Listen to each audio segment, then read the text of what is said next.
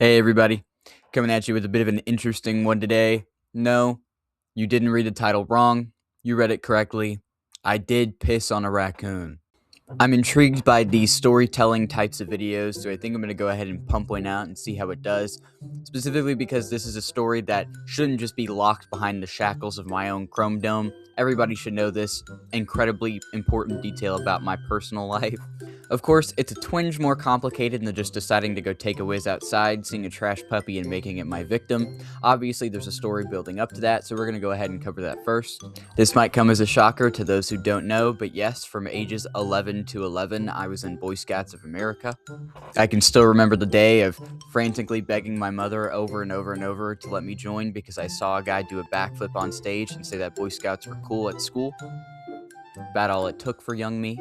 I also remember the multiple shallow and empty promises the guy on stage told us that would happen if we joined Boy Scouts, like going skydiving, because for some reason, young me didn't yet have a fear of vertigo like I do now. If you put me up on that plane, I'm definitely coming down, but it won't be with empty pants. After a long, hard year of selling Boy Scout popcorn to any unfortunate soul who came my way, I had about enough money saved up to go ahead and go on this expensive camping trip that I couldn't pay for normally, so I saved and got it that way. I was incredibly undeniable. I was very charismatic as a kid. The second I saw you walking out of that Sam's Club and you had any sort of morsel of credit card being put back in your wallet, I immediately handed you down for every ounce of money you had, just so you could spend it on like future camping trips. I mean, seriously, all bits aside, I'm pretty sure I had some of the most popcorn sales out of any Boy Scout currently enrolled. Beyond that, I'm pretty sure I was slinging popcorn faster than the dope slingers were, making more money than them as well. But yeah, so basically we had planned to go on this expensive camping trip all about the rappelling and rock climbing merit badges, because in Boy Scouts you have to collect badges like Pokemon cards. I was not good at rock climbing. I was not good at rappelling. Honestly, the entire idea of that at the time actually scared me relentlessly, especially because everybody else in my Boy Scout troop was very athletic and I was not. These worries, anxieties, and fears further crept in when we had to do some physical stuff, i.e., they marked down how many push-ups, pull-ups, sit-ups, up-ups we could do on a little sheet. I could not do very many, so I knew I was kind of cooked going to this. Not to mention at the time, I was a little bitch baby whose body still hadn't gotten over asthma yet, so I needed to carry my inhaler around everywhere, and if I ran more than 4 steps, I would wheeze. With all of the fears and money I could possibly need in my hand, went ahead and took that 4-hour road trip. I struggled to sleep in cars, and this was extra true back then because we had a bunch of camping gear in the back of this truck that I was carpooling in, and for about 4 hours I was being stick, poked, and prodded with about every piece of metal and every angle you could possibly think of. It was very uncomfortable, and after I had rewatched the first part of It 3 different times that I had saved from a pirating website on my Kindle Fire, and my Kindle Fire died, I went ahead and entered this cryostasis of just for about the rest of the trip. Now, at the time, I had been awarded some amazing position which I dreaded, which was to unload all of the camping stuff from the trailer that we had to bring there and back and keep track of all of it. Boy, did I hate that. So, of course, naturally, my jello legs, the first thing they have to do when they touch the ground is grab everything that I was just sleeping on, which was quite a bit, walk over to the trailer, undo the latch, take everything out, and sort everybody's stuff, give it to them, and have them set their tents up. While I appreciate the glaze from my scoutmasters to assume that I'm a natural-born leader and I would be really good for this position, I was not. I can't even keep track of my own shit, let alone keeping track of somebody else's, especially when half the stuff I'm hauling out of the truck is literally twice the size of my body. And they had to pick the scrawniest, smallest kid, youngest almost. I was still 11, and I was grabbing this gear for kids that were 16, 17, sometimes older. We had potential eagles in our camp. It was kind of ridiculous. There's no reason I should have had to been doing this, and I still stand by that. I said that, I'm pretty sure, back then, but I still stand by that. Then our scoutmaster split us all up between buddies, so we had a little buddy system going, as is standard. I got put with this kid that I used to think was really cool at the time.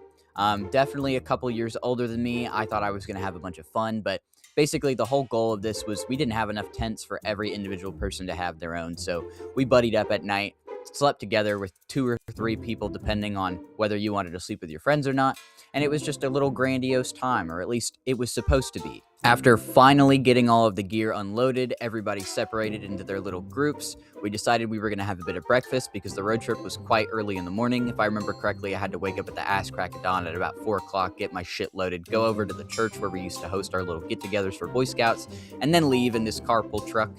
So yeah, we rocked up with 2 massive vats of pancake batter, decided we were going to make homemade pancakes even if we were actually on a campground and not anywhere near our homes like most of us wanted to be. And that turned out okay. Wasn't really the best at making pancakes. Wasn't really the best at a lot of things back then. I was often getting yelled at about how inadequate I was in a lot of different ways.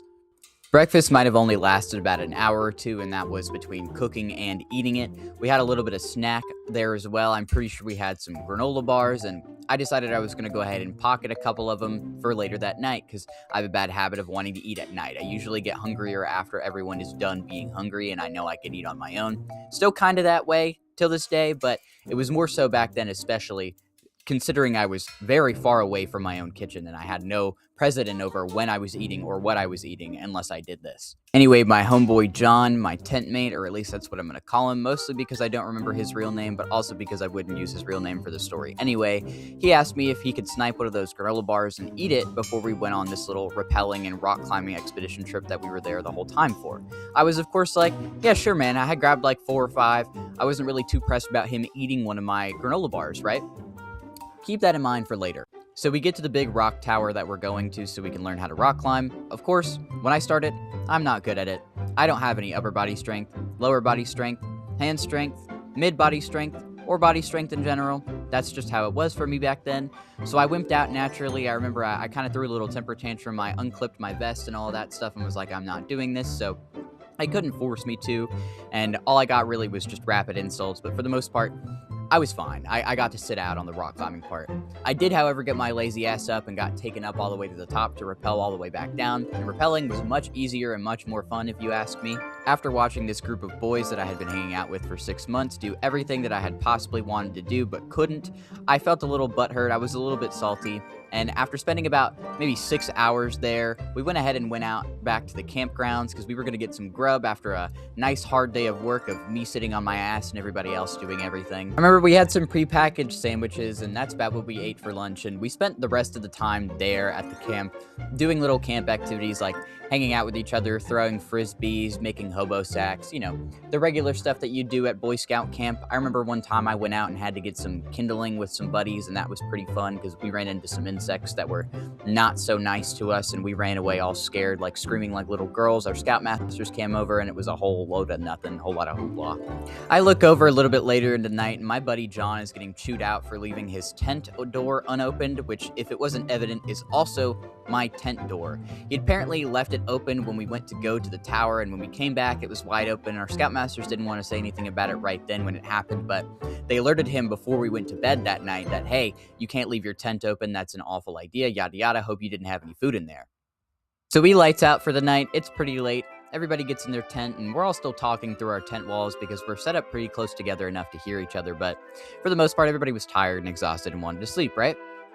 I might have been trying to sleep for 2 or 3 hours, and I also struggled to sleep on a sleeping bag in the ground, but eventually I got up and was like, yo, John, I'm going to go take a whiz. Equipped with nothing but this little $2 handheld flashlight that I had bought from the dollar store before we went on this camping trip, I unzipped the tent, went out to the standard pea bush that we had designated because, of course, it's out in the middle of the wilderness and there's no place to number 1 or number 2 comfortably, so it had to be a bush. So, of course, naturally, me being mini-me, filled with pride, thought I could walk over there without the flashlight on. I did. The moonlight guided my way. I got to the piss bush, I unzipped my fly, and I started letting that stream go. I hadn't pissed all day. It was a very relaxing piss. Up until I felt something and I heard a noise that was more than just the leaves rustling under my stream below me. Lacking any basic survival instincts, and instead of stopping the piss, I decide I'm just going to keep peeing and I'm going to turn the flashlight on and see what I'm pissing on. Lo and behold, I shine that light down and there's just 2 beady eyes staring up at me looking like this, catching my piss. So naturally, as I'm watching bro just receive this golden shower, I go ahead and wrap my willy back up and run it over with my tail tucked between my legs back to my tent mate, wake him up, end up waking the whole camp up like, yo, I just pissed on a raccoon, there's a freaky raccoon over there in the piss bush for some reason. Everybody just kind of laughs it off, and I decide that I'm going to go ahead and just take the half a tank of piss I still have left in my bladder and keep it over for the rest of the night because I really don't want to have to run another risk of running out and pissing on another raccoon. Of course, naturally, this isn't the end of the story. Might be about 3 o'clock in the morning or so. I feel a little rustle inside of the tent. Something brushes past my foot, and I'm not sleeping very well, so it's immediately enough to put me in high alert. I decide I'm going to go ahead and wake my tent mate up after sitting there for about 5 minutes, just awkwardly wondering if I'm ever going to feel it again. He takes it very seriously when I tell him that I think there's something in the tent that just brushed past my foot, so he goes ahead and unzips the tent, takes everything out of it, starts looking through everything with me when I'm doing the same thing. We're going through shoes and sleeping bags and all kinds of stuff, and we can't find whatever mysterious animal went ahead and brushed it past my foot, but we knew something was in there. Like, he said he'd heard some noises, he thought he had a feeling as well, so now that I had said something, he took it very seriously. We woke the whole camp up, including our scoutmasters who came over there, told us we were tripping, so we went ahead and put everything back in the tent and went back to bed. The night after that, which I guess the only few hours left of it anyway, went off without a hitch. We didn't have any other problems. Everybody was getting kind of annoyed with me waking everybody up, so even if I did feel something, I probably would have just muscled through it and acted like I didn't. Morning time rolls around and we do the same thing we did yesterday, which was make some pancakes, and I was a little better at it this time, but you know, we had some talks about some of the stuff that happened that night, and there wasn't ever anything that like really came about it, right? But it was just kind of like a, hey, maybe keep it down at night, don't wake everybody up, everybody's super groggy because all you did was wake people up all night, yada yada, you know, the stuff that comes to be expected when nobody believes you about anything. So we go out and then again do some more of the stuff on the rock tower, which I didn't really participate in too much aside from the, again, rappelling stuff because that was my favorite to do. When we get back to the camp, we were planning on packing up that night and heading home. We weren't going to spend another night there. And my homeboy, John, my tent mate, opens the tent to find a giant garden snake in there with the plastic wrapped around it from the granola bar that he had eaten earlier. And the way that he found it was because the sleeping bag, my sleeping bag, was turned inside out and he could see the motherfucker's tail sticking out of it.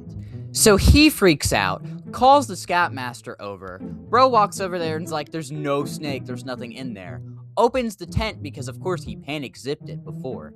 Snake just chilling there in our shit like it was the night before when neither of us were tripping about there being some shit in there, and we were told continuously multiple times that there was nothing in there. If my cadence is sounding like I'm still a little salty, I'm still a little pressed about this whole thing even all these years later, I am.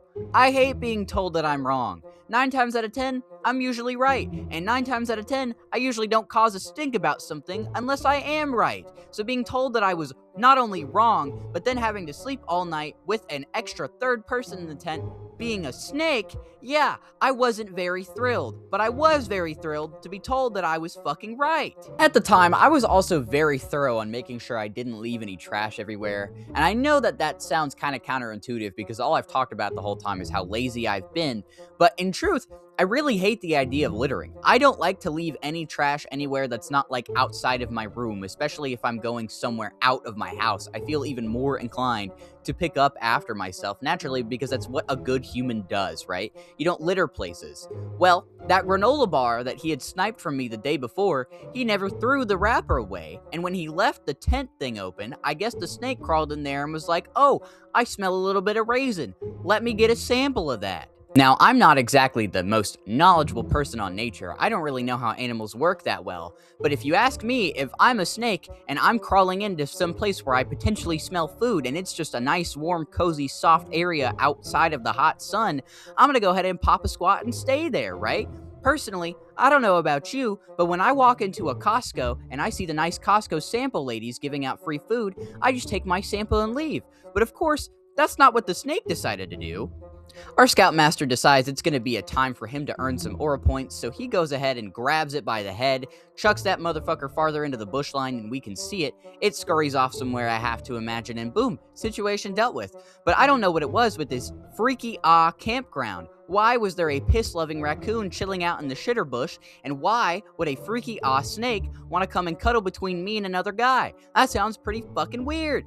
Anyway, after that, we just kind of packed up the trailer and we were going to go home anyway, but that kind of delayed us a little bit. We ended up going home after and everything was fine. I remember the next time we had a Boy Scouts meeting, it was brought up in discussion, everything that had happened, and everybody was like, no, don't leave any trash, don't leave your tents unzipped, yada yada. Even though it was never anything that I did, it was my campmate, it was my tent mate who did it. But of course, it being a group expedition, we all naturally had to take the fall and the yelling afterward because of that. Anyway, I hope that was entertaining for you. I just kind of wanted to come on and yap a bit about some childhood trauma. I've got a lot of stories like that I plan on pumping out eventually, so if you look forward to this kind of content, you'll be getting more of it soon. Anyway, see you guys in the next one. Snake. Zip. Raccoon.